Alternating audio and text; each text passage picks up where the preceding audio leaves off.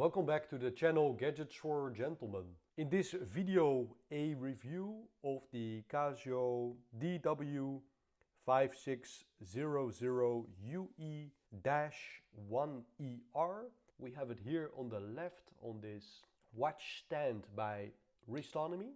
On the right, we have the Casio GW-M5610U-1ER. The purpose of this video is to show you some differences between these two watches that are very similar in terms of the visuals, in terms of the wearing experience, in terms of the features, and in terms of the pricing. So what I'm going to do is I'm going to show you the presentation of these watches here in Europe when you order the watch, how the watch will arrive. So I'm talking a little bit about the box, I'm talking about the module information, and I'm talking about the product tag.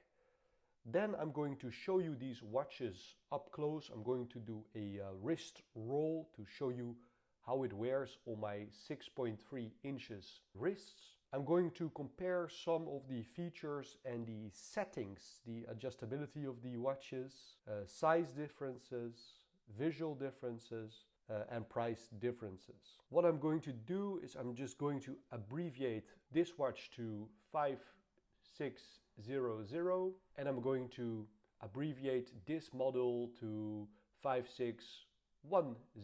So we have the 5600 on the left and we have the 5610 on the right, corresponding with those product numbers as we can see right here. So let's get started. The 5600 comes in a slightly smaller watch box. As we can see, it's a bit more narrow, and when we have a closer look, we can see again the product name, which is under this sticker, so that's the DW-5600UE. And when we open this outer box, we can see a very simple presentation. It's just a piece of paper and that's it. And here we can see the G-Shock name. Here we have a bit of like what you can consider to be a watch pillow. Everything very, very, very simple. And I think Casio this time went with some environmental concerns, everything recyclable and so on. So you're not gonna buy the watch box of the 5610 is a little bit bigger, as we can see right here.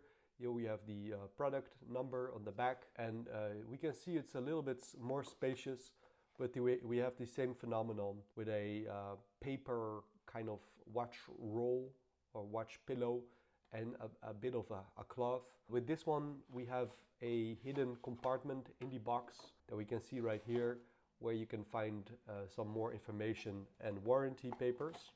Overall, a very similar experience. Unfortunately, Casio no longer has these metal tins, these metal watch boxes that I had with my previous G-Shocks. So then we have two different paperworks. We have the module number 3525 corresponding with the 5600. This is a quartz based movement, and here we have some information about the module. On the right with the 5610 we have a much thicker manual, as we can see right here. This is the module 3495, which is a solar powered watch module with multi-band. I will tell you more about it. So the operation of the watch is a bit more difficult, or there's more features. So also we have a thicker manual. Now the tags, what we have right here on the left, we have the 5600. This is the European edition. And right here we can see the watch module 3525, which is the quartz movement. And here on the right we can see the 5610 that has the 3495, which is the solar powered movement. As we can see, both these watches belong to the G-Shock lineup. We have the G-Shock logo. On the left we have a very simple overview of the features. Shock resistant, 20 bar water resistance, so that is 200 meters. We're dealing with a stopwatch, timer, alarm, and we have a LED light. On the right, we can see much more features. First of all, we have this symbol, which I think refers to the multi-band technology, where you have some wave reception of radio towers for accurate, super accurate timekeeping. So the first lines are the same: shock resistant, 20 bar water resistance. But then we can read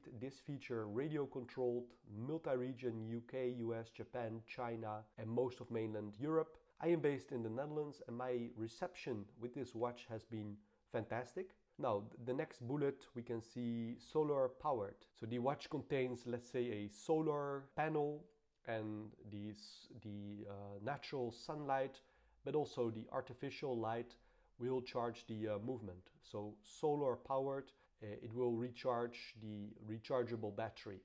We also have stopwatch, timer, alarm, but then on top of it we have world time, and we have a full auto LED backlight.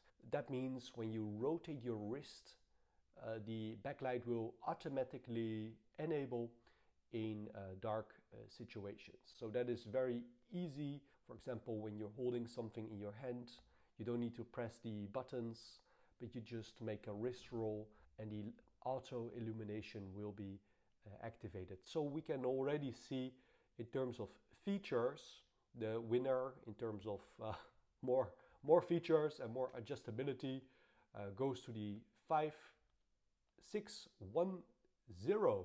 So those are these tags, and let's have a closer look at these watches.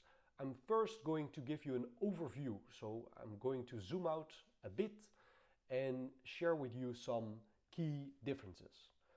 So first of all, we have the 5600 here on the left, and we have the 5610 on the right.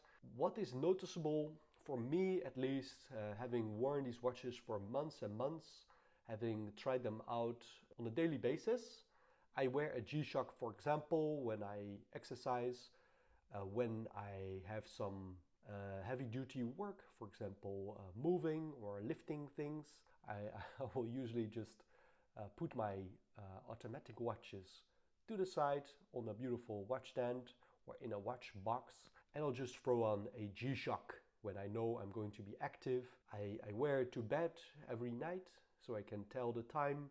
I think it's a very fantastic watch for a more casual look. So what is very noticeable for me with my small wrist, 6.3 inches, is that the watch on the right wears a little bit better on my small wrist. And why is this the case? Because the 5600 is ever so slightly longer in terms of the lug-to-lug distance. So what I'm talking about is the distance on your wrist, which is the length. I'm talking about this distance, the lug-to-lug distance. We have a bit of a longer lug-to-lug distance on the 5600. We're talking about 48.9 millimeters, and the length on the 5610 is only 46.7 millimeters in this dimension. So the length on your wrist, we can say that this is roughly 2 millimeters shorter on the wrist. So that is 1 millimeter on each side on your wrist.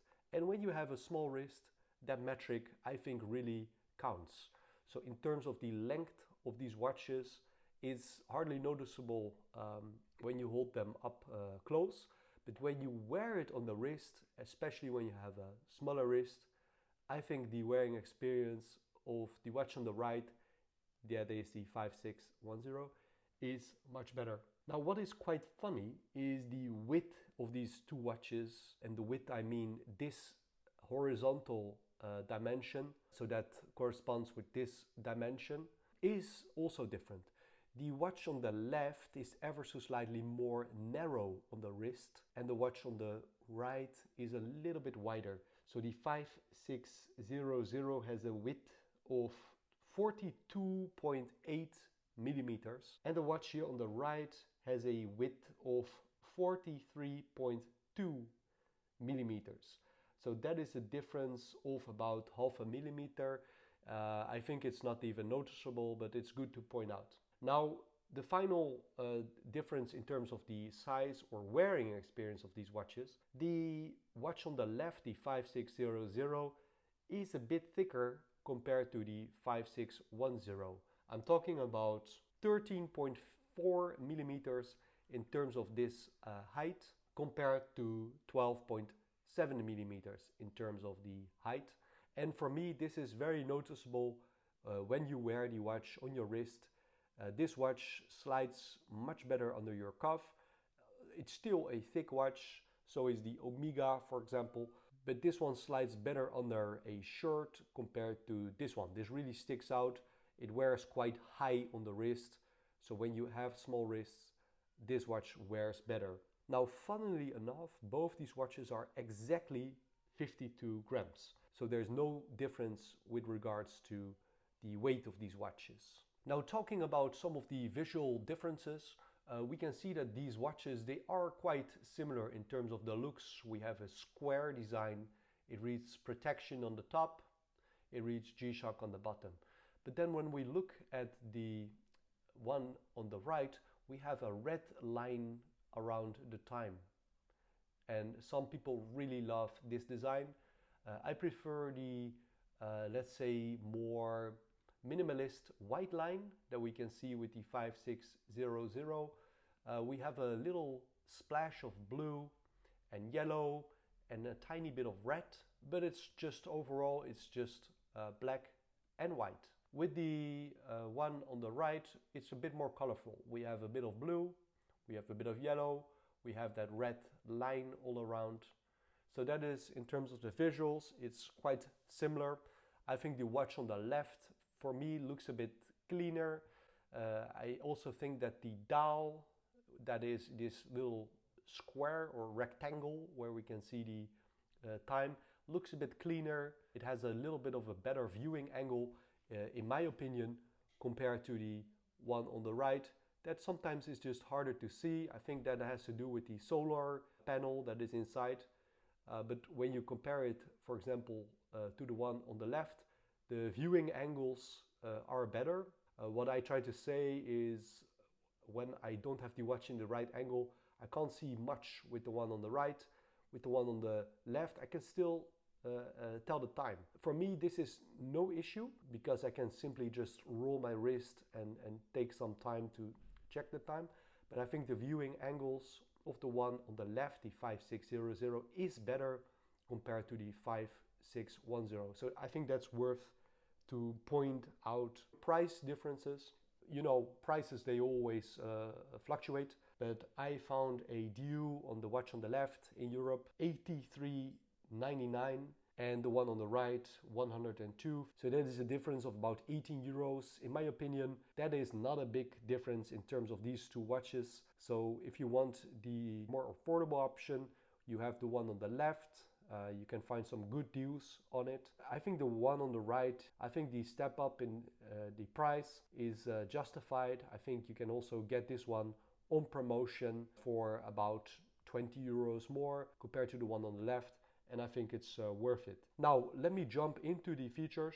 So there are a bit differences in terms of what you can do with these watches. What is different is we have a solar powered movement. Some people, they love a battery because you can just replace the battery, which is quite affordable. It's the very standard battery. I think it's the CR2016. Easy to replace by just opening the back plate where you have those screws. So it's not a big issue to replace the batteries. And also the lifespan of the battery is quite long.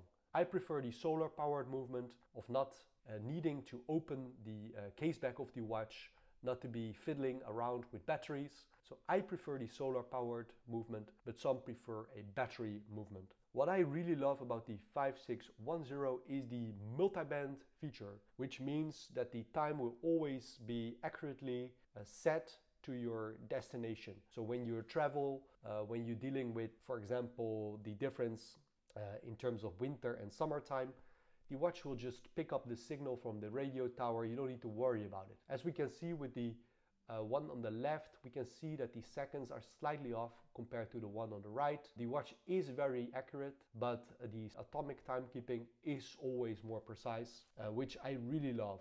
Now, there's also another difference in terms of the feature. What we can see right here, with the watch on the left, we have one alarm, but with the one on the right, the 5610, we have the options of 5 alarms, and there's also a snooze alarm. Another big difference is the watch on the right has the auto illumination, the LED, the backlight in the dark. When you rotate your wrist, the backlight will be enabled, which is different.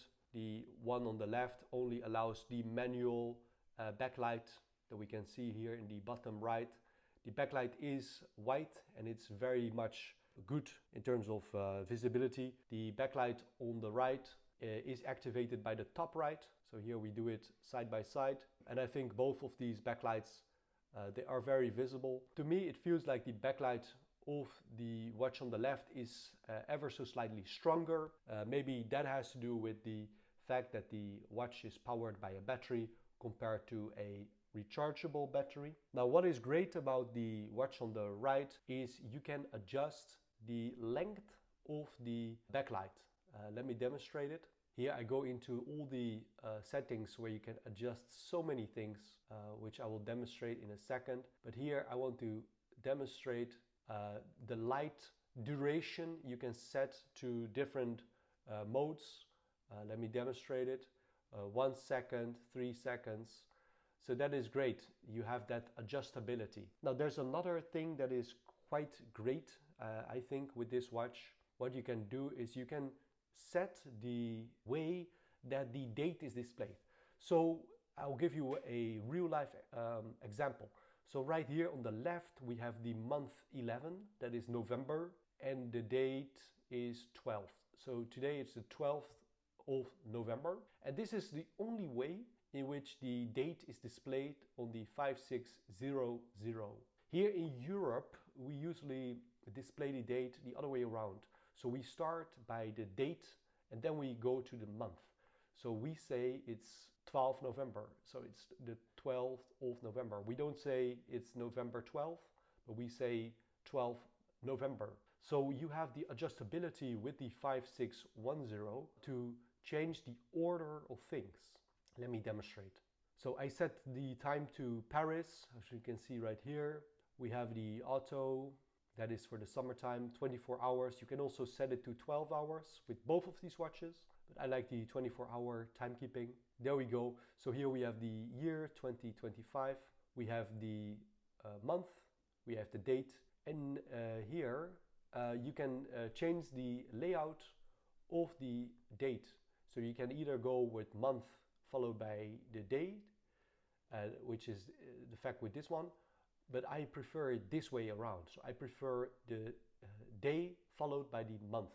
So that is a difference that I really love in my practical use of these watches. Now let's wrap up this video by showing you how the watches wear on my wrist. So let me put the Omega to the side. Here we have the 5610. Let me demonstrate one more thing. As you can see, I've been using these watches quite a bit. I think the strap length is about the same as we can see right here. We have similar buckles as we can see right here. And as you can see, I have been using the 5600 a bit more over the past period compared to the 5610. I've been a bit more delicate with this one. We have the 5600 here, and as we can see with my wrist size, I'm about in the middle of the strap, and there's plenty of adjustability. There we go. Watch wears amazing on my 6.3 inches wrist, as we can see right here. Now when I go to the 5610, I'm wearing it now on the right wrist, which of course is a little bit different to my left wrist. But again, I'm somewhere in the middle of this watch strap, and this is what it looks like. Now what is very noticeable on my wrist is the watch wears shorter in terms of this length on the wrist.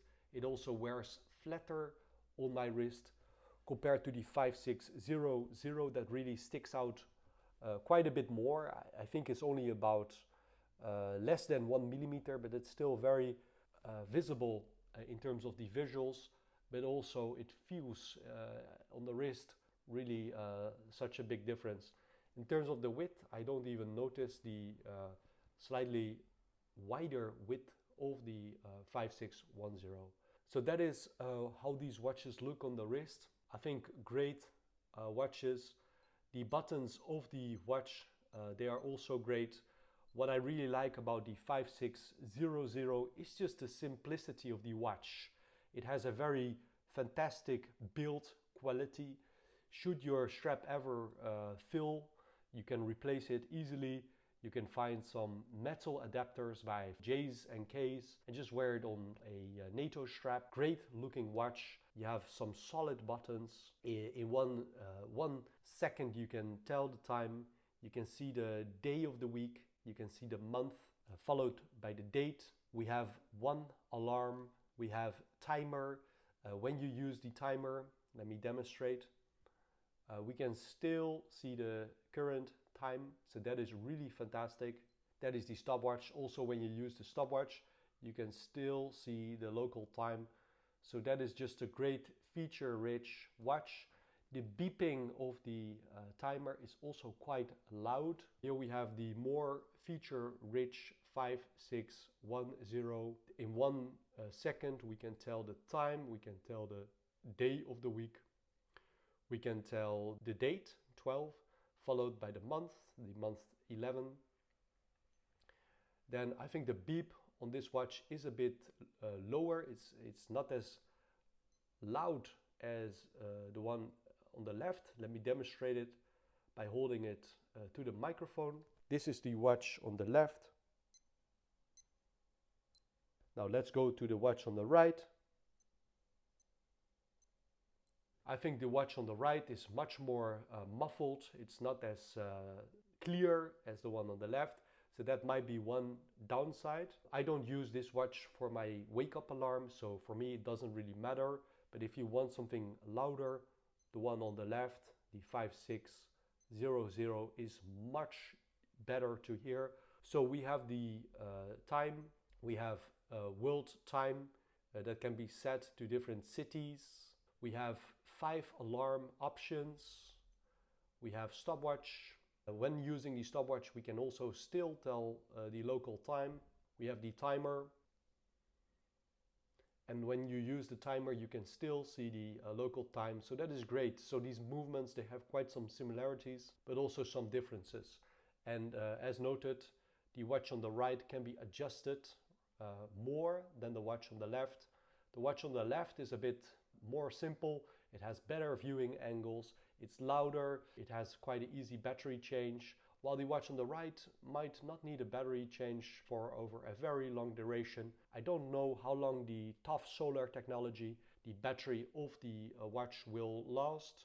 If you want the more affordable option, the 5600 is a great watch. It has an amazing build quality, easy battery change, less feature rich, very visible viewing angles, very loud buttons. The watch on the right is more feature rich. I love the multi-band, I love the solar power, I love the adjustability of many things.